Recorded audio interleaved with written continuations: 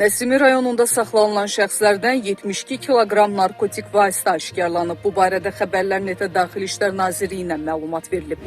Bildirilib ki, narkokuryerlik etməkdə şübhəli bilinən 31 yaşlı Salih Sultanovdan 14 kiloqram 240 qram tiryək və marihuana, 46 yaşlı Eldəniz Bağırovdan 17 kiloqram 350 qram marihuana, 200 ədəd metadon həbi, 22 yaşlı Nicat Hüseynov və onun tanışı 31 yaşlı Zeynalxalq Süleymanovdan 18 kiloqram 620 qram marihuana, 43 yaşlı Rauf Ələskərov və 28 yaşlı Baba Əzizovdansa 22 kiloqram həşiş qətranı, tiryək, marihuana aşkarlanıb.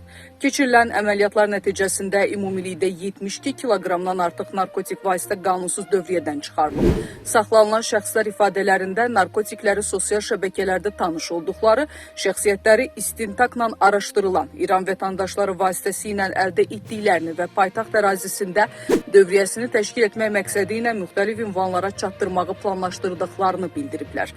Faktlarla bağlı cinayət işi başlanılıb.